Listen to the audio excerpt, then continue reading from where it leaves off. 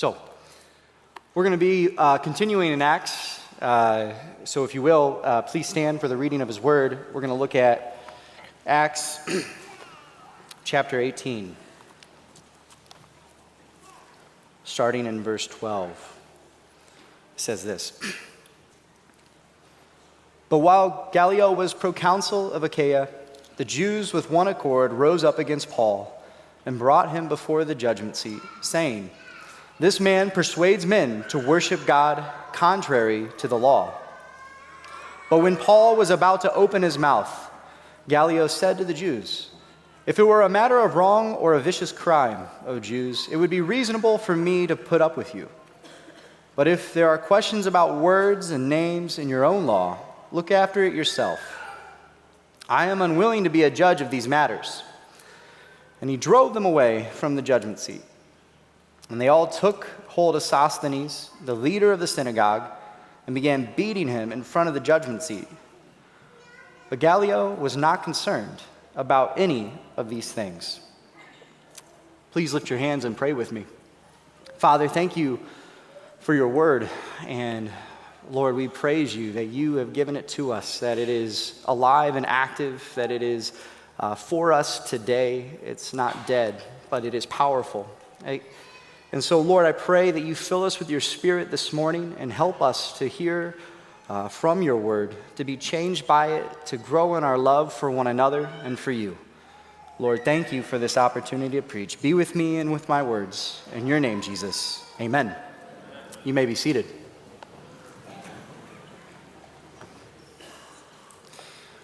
Well, welcome to Christ the Word. As Pastor Nathan said, I'm one of the pastors here on staff, and it's a great opportunity to be with you this morning.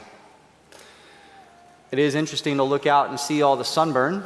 Nathan mentioned that, but I noticed that on my head today as I was getting out of the shower, and I looked up and I saw this white line from where my hair was. So I'm sure many of you saw the same thing or similar things or weird tan lines. But the church camping trip is a great blessing, and I know my family, especially my kids, man, the kids love this trip, and it's a joy to be with you all as well. So, jumping into our passage, we live in a world where tolerance is shouted, it's plastered on billboards, it's staked into yard signs. You know, we're in the month of Pride, and so, you know, it's a celebration of accepting anyone for however they want to be seen, no matter the cost, the pain, or the defilement before God. Tolerance is our ability to allow or to endure someone's belief, a substance, or a hardship. And culturally, tolerance sounds like a song I heard the other week as I was working on the yard. Maybe some of you enjoy music, and so you turn it on while you're doing work. I'm not a huge country fan, but man, there is something about country in the summer that really comes to life. And so this song came on, and it said, "Get along on down the road. We've got a long, long way to go. Scared to live, scared to die. We ain't perfect, but we try. Get along while we can. Always give love the upper hand." And so, what does tolerance sound like? What does it sound like in our ears? It sounds an awful lot like this song. Can't we all just get along? It may come in other phrases like "you do you." Or maybe it's just an indifference of, well, it doesn't impact me, it doesn't affect me, so they can do whatever they want to do. Or it could be as short and simple as just love. For the world, tolerance is only about getting along. It's putting whatever issue, fight, conflict that you're dealing with, any disagreement that you have, and putting it back under the carpet or never opening that closet door to begin with. You never speak the truth. You know, you just let me do what I want to do. And this is not only a problem in our culture, but we too buy this idea in our relationships with one another, don't we? These phrases of tolerance swarm our life like gnats on a summer night. And where we deal with this more often, where it hits us in our life, is probably with how we deal with one another. You know, it's coming around the holidays, and it's not saying what you know you need to say to your mom or dad, or maybe it's your brother or sister, because you don't want to ruin the good time, you know? And so you just tolerate whatever sin or whatever conflict or whatever disagreement you have, because it's just better that way, right? Like, it's just better if you can get through the event. It's just better if we can all just walk away, talk about sports, talk about, you know, what's going on in the news, what's going on in Iran, you know, maybe that's more important. And so it's in our relationships, it's just easier to stay on that surface than ever get into the thick of things, into the parts of our life that really matter. It's just easier to just tolerate those inconsistencies in our life. And so tolerance drips like honey. It's sweet. It's something that we prefer. It's easy love. Just let them be, and you'll have that person in your life forever, and you'll never have to do the hard thing. You'll never have to bring up or bridge the subject on vacation or holidays, and you'll get to keep the relationship. But we know that's not true. It's liquid poison. It's a slow IV drop. You know, it's just drip, drip, drip. And it floods our system. And it's warm at first, and it feels good. And maybe for a little while it works. But by the end, we close our eyes, never to open them again. And so today we will look at the life of Gallio,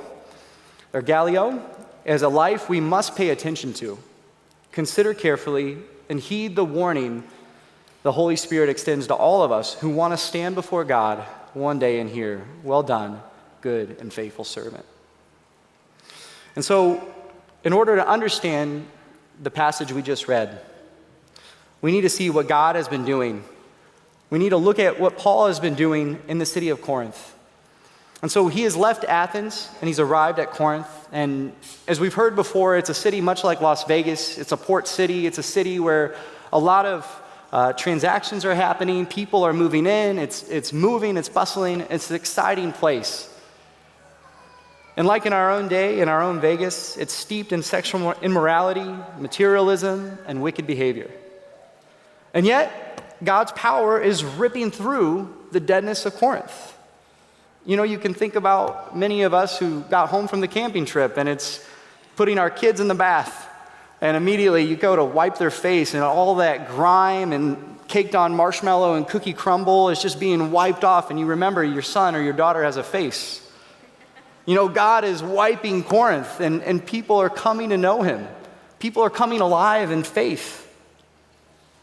He begins declaring that Jesus is the Christ.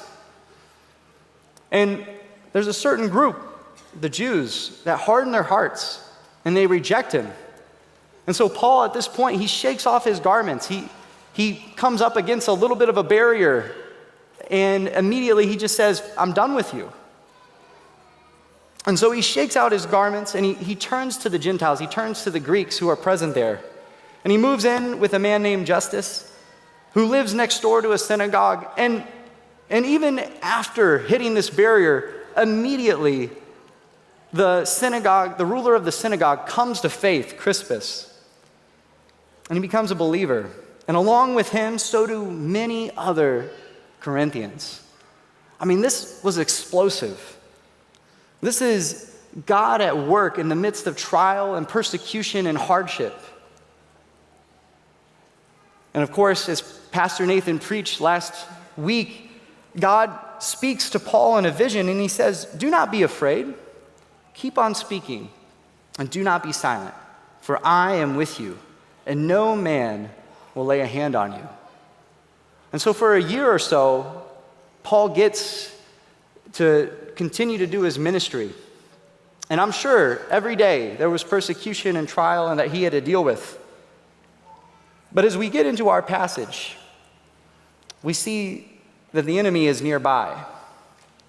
And this is the truth, that whenever we start to see God's power on display in our life or in the life and world around us, the enemy is close.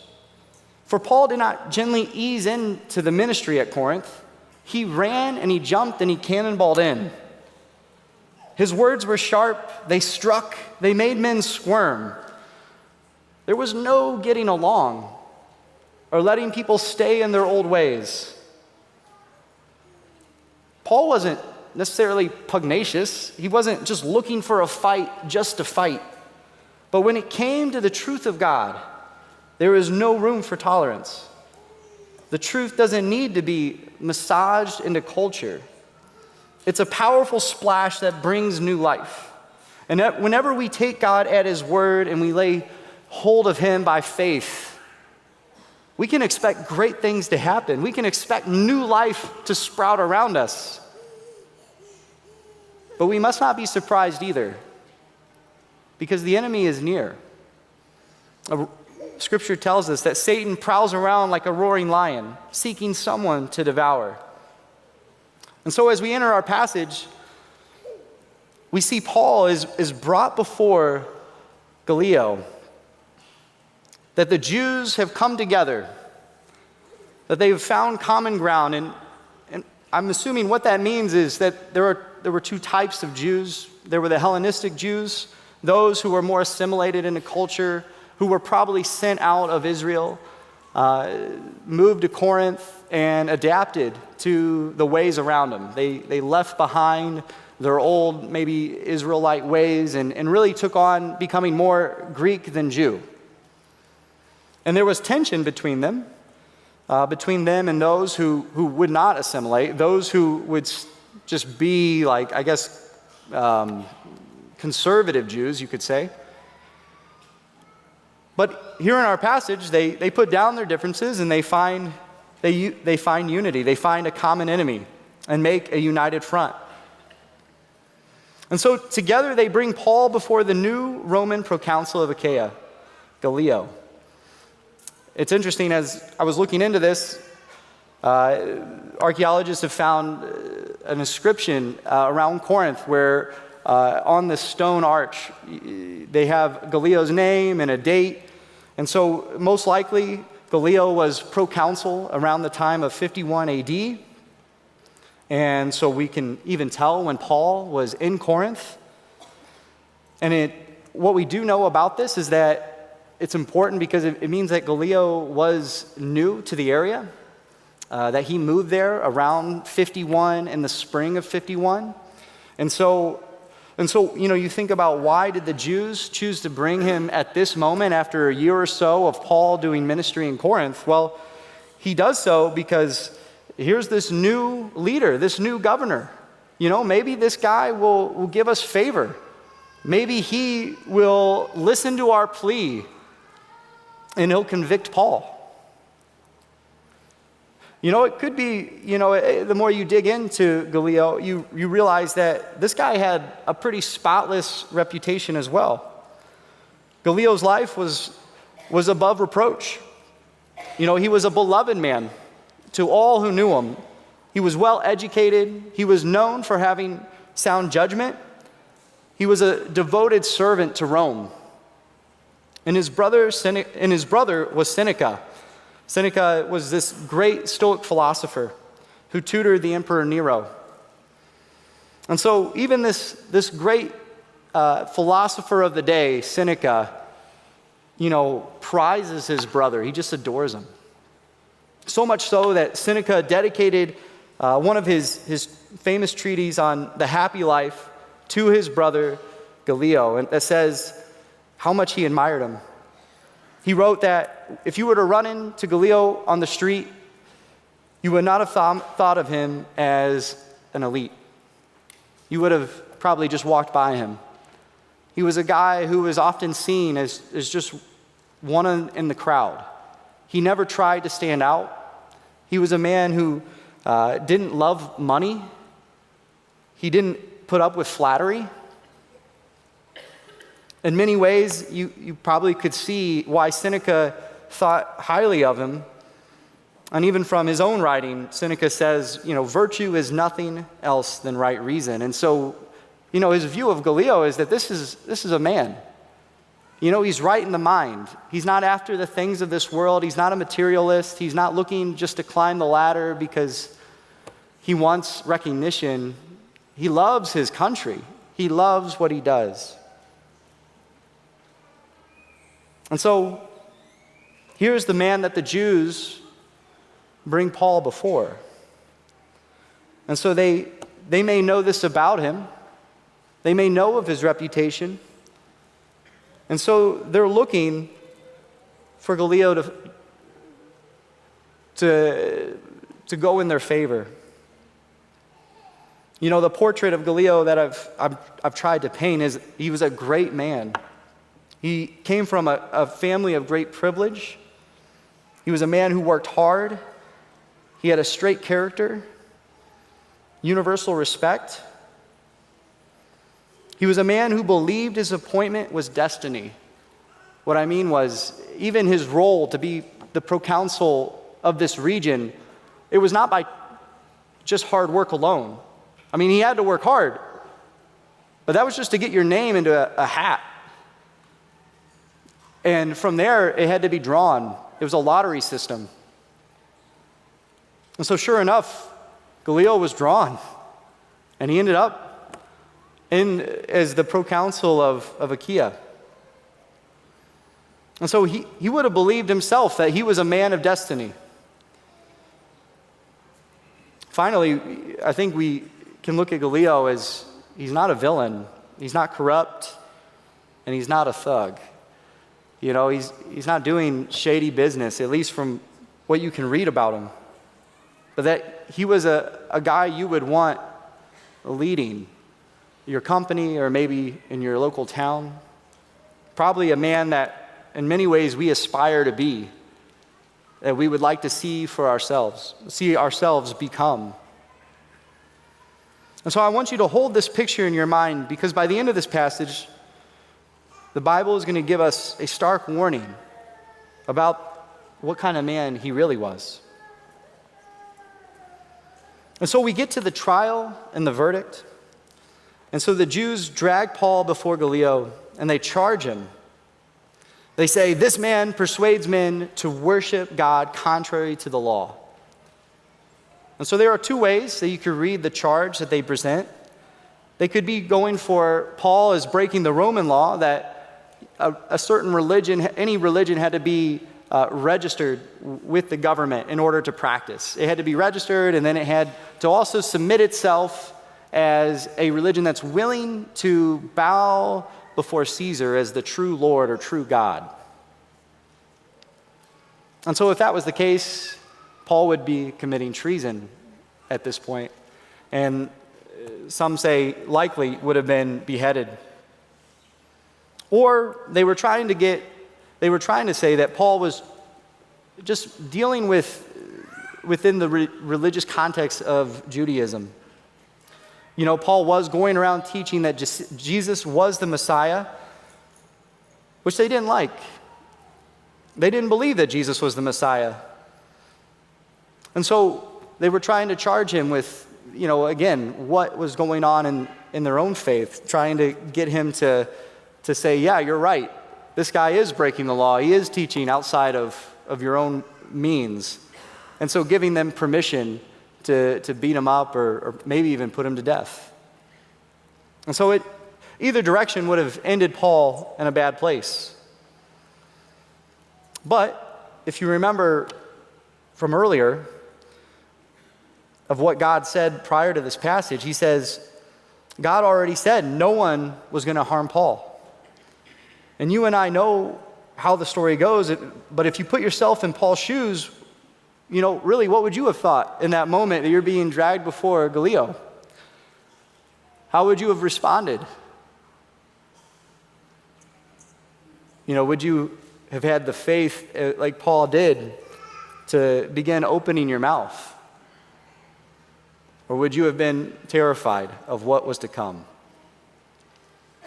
And so before Paul can say a word, Gallio speaks, and he says, "If it were a matter of wrong or a vicious crime, O Jews, it would be reasonable for me to put up with you. But if there are questions about words and names and your own law, look after it yourself. I'm unwilling to be a judge of these matters." And so Gallio drives them away from the judgment seat. And so what does this mean? Well, God uses Gallio. He's not a believer, he's not a man of faith, and yet God uses this leader of Rome to do his will. And we can't just overlook that, because Paul is let go. His life is spared, and God keeps his promise. No man laid a hand on him. He wasn't beaten. He wasn't put to death. Paul is set free. No harm, no jail time. He's let go. And I think it's at this point, what Gallio does here, we would say is pretty admirable. He doesn't give in to a mob pressure. He doesn't play politics with Paul's life. He reads the situation clearly and rules with principle.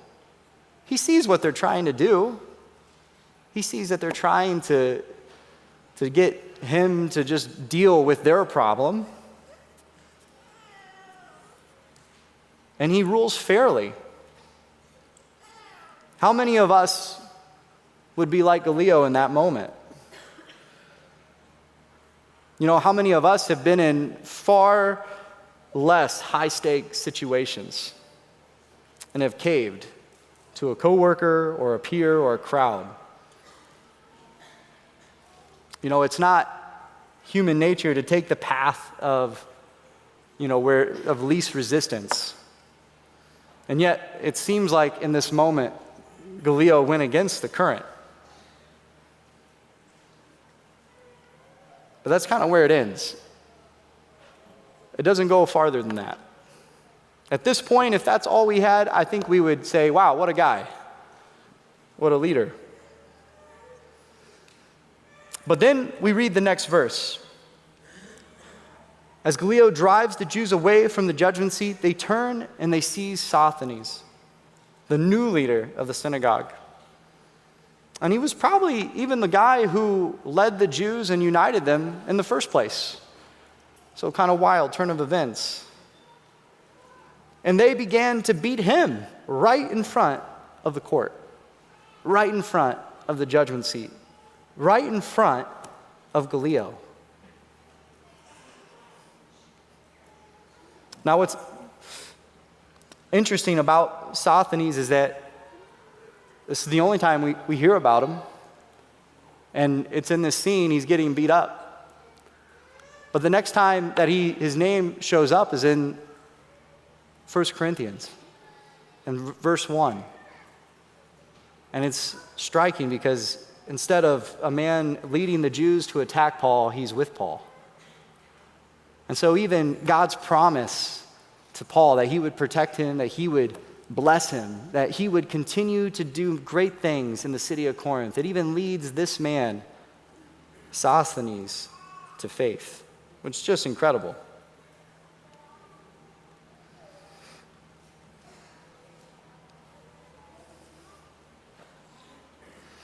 And so, while Sosthenes was getting pummeled, Gallio did nothing.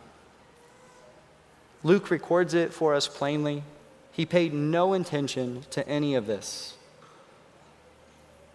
And it contradicts his own words.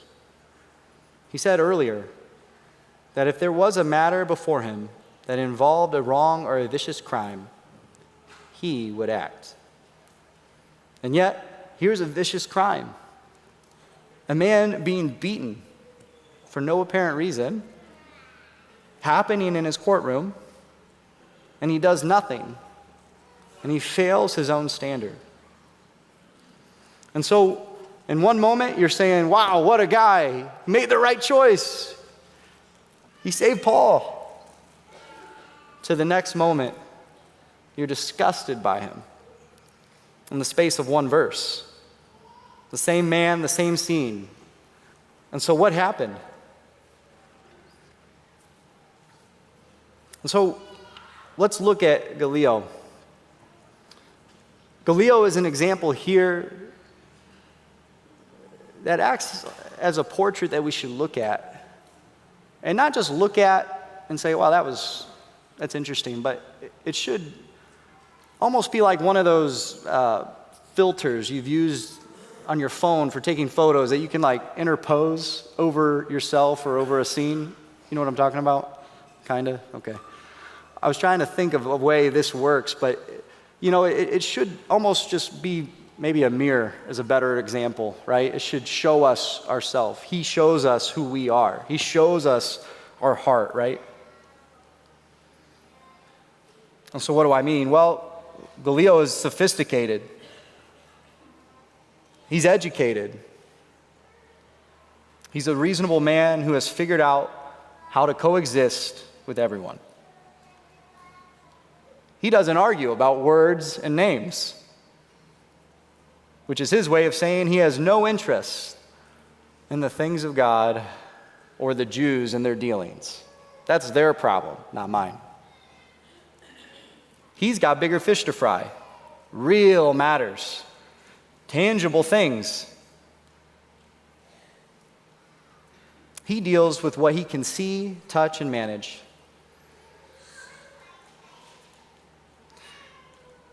Gallio is a man who can stand for justice when it's convenient, when it fits within his jurisdiction, when it aligns with his framework.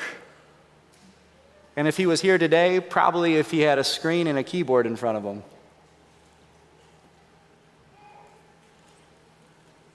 But when justice demands something of him personally, and when it costs something,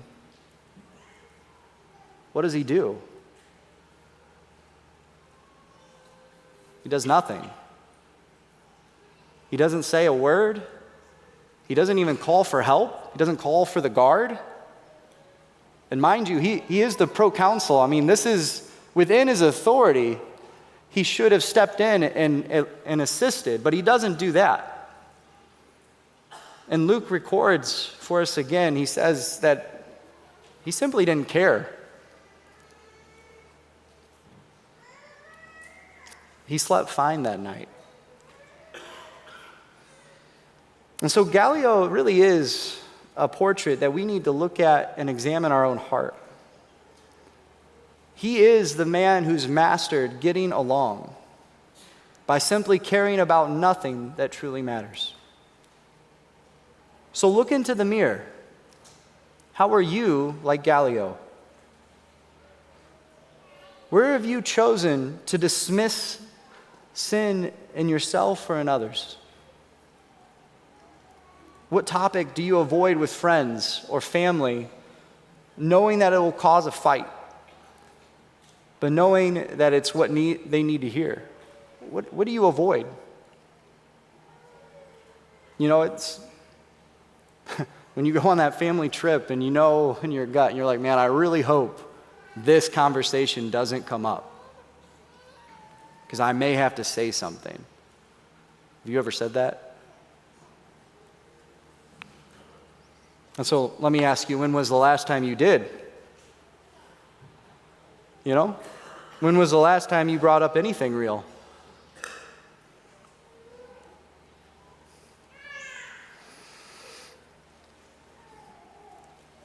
So a few things to note. First, tolerance without love, without truth that is not love. Gallio's tolerance, it looks like wisdom. It felt like fairness. But what did it produce? Sosthenes was beaten in the open court and no one stopped it. His type of tolerance led to a man getting pummeled. It didn't prevent harm, it enabled it. The culture tells us that tolerance is love.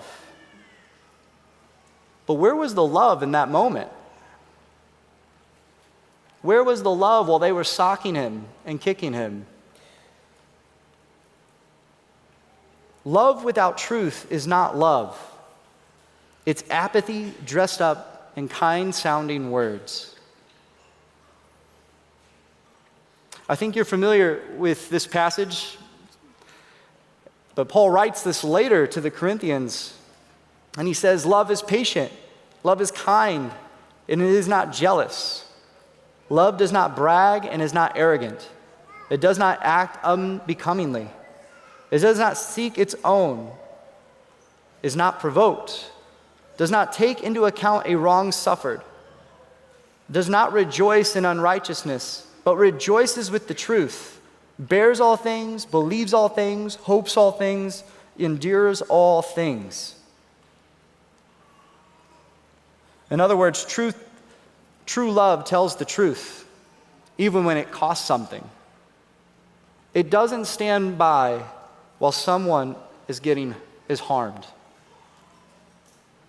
I remember at the men's conference a few years ago, Pastor David showed a video. It was a small clip, looked like from a security footage. He probably found it online, but it was of this couple walking down the street along the sidewalk.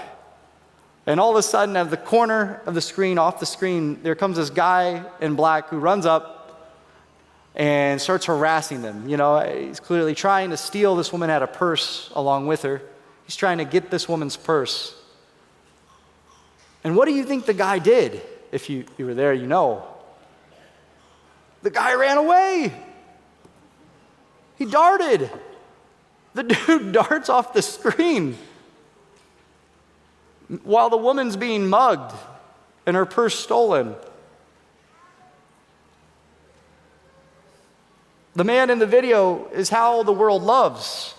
It runs and abandons.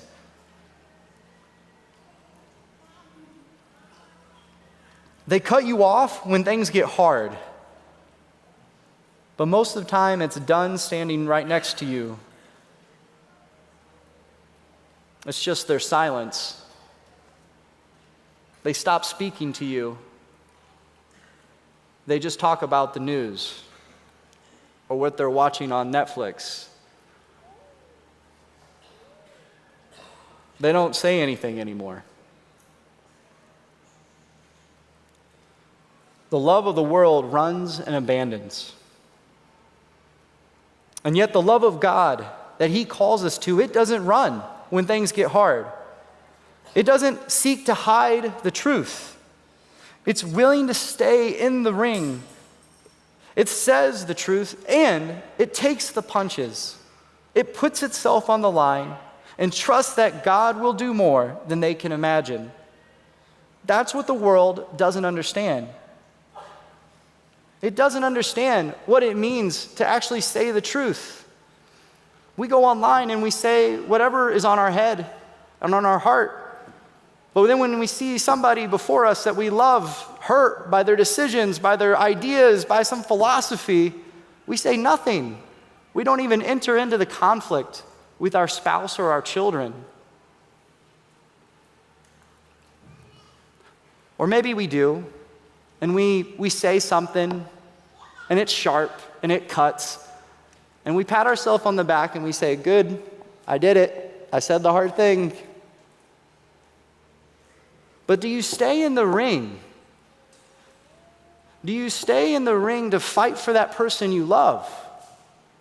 Do you stay when it hurts? Because it does. Love like this, you will get hurt. But this is the love of God.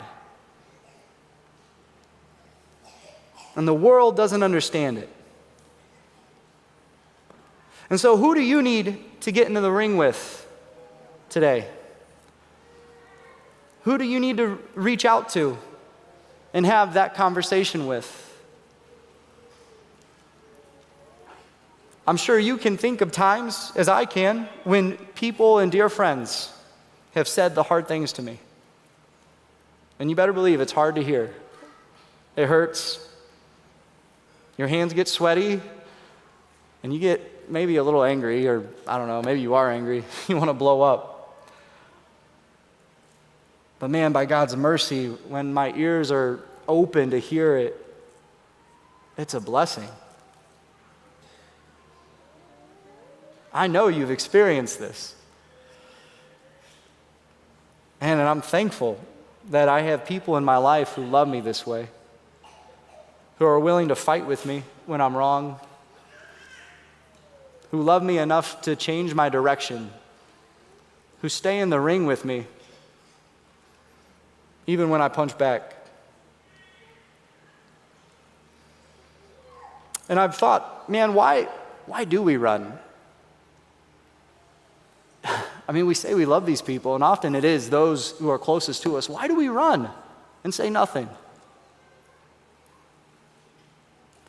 And maybe there's a more profound answer to this, but I think it's just a lack of faith, if I'm honest. I think it's what Pastor Nathan preached. Like, do we really take God at his word and what he says, that he will be with us?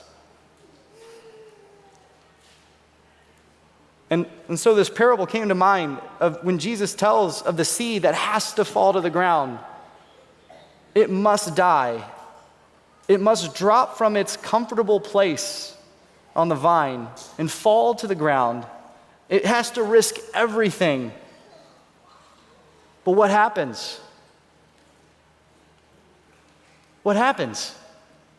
Well, it bears much fruit. Hundredfold, thousandfold, there's fruit that comes. And I mean, this is what we see in our life. This is what Jesus did for us. And this is what the love of God on full display when we stay in the ring, when we take the punches, when we fight for those who we love. Yeah, it may risk everything.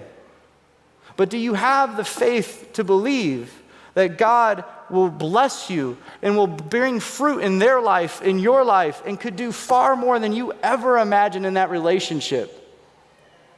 That he could change it.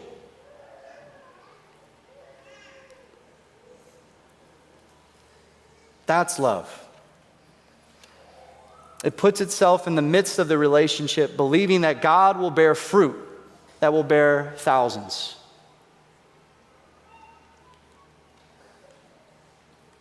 That's not Galileo. He has his principles in his mind. He knows he's right. He knows what he would say. And then when the moment comes to actually act, he does nothing.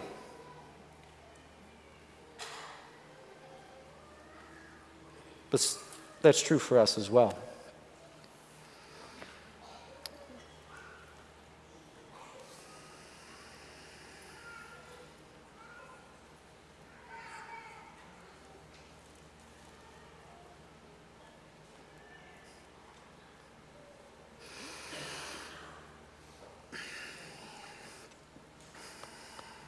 The second thing, and I'll end here, is that a good man without God will eventually fail the test that matters. Galileo was, by every human measure, an excellent man. He was hardworking, he was principled, he was incorruptible, beloved. And yet when the moment came, when a real act of justice was required, he looked away. His virtue had no foundation. The world praises those who look like Galileo.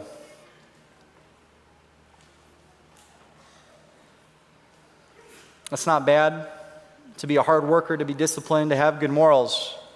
But if it's not rooted in God, then they are without profit.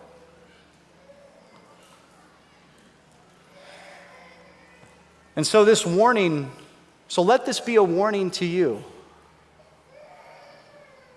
A good life built on self-sufficient principles will crack under pressure of what's truly at stake. Virtue's not enough. Sound logic isn't enough.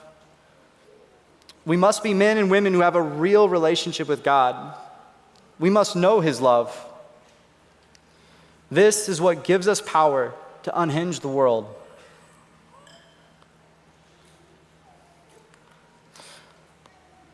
And so I said at the beginning that Gallio's life is a lighthouse, not showing you where to go, but warning you about the rocks. And the rocks look like this. It's a reasonable man, well-respected and religious about nothing. A man who has tolerated his way into indifference. A man who could have acted, could have shown great love, could have been recorded in history as a great man. He knew the right thing, but he looked the other way. And so don't be Gallio. Gallio's life ends tragically. At some point, his brother Seneca is put to death by forced suicide, and Gallio tries to take his own life after hearing the news. But he's stopped by a servant who refused to let him take his life. Think about that. That servant had more courage than Gallio. And so what I call you this morning is to be like Paul, who cannonballed into Corinth. He preached the word sharply, he loved fiercely, and he refused to massage the truth into something more palatable. And God said, I am with you, and no one will harm you. You and I, we're not saved to get along. We were saved to be transformed, to look increasingly less like the culture around us and more like the one who gave his life for you. And the last thing, and it will cost you something to love like this, but it will bear much fruit. God will bless you. He is with you. He has not abandoned you. And so trust in the Lord and stay in the ring. And so let us pray.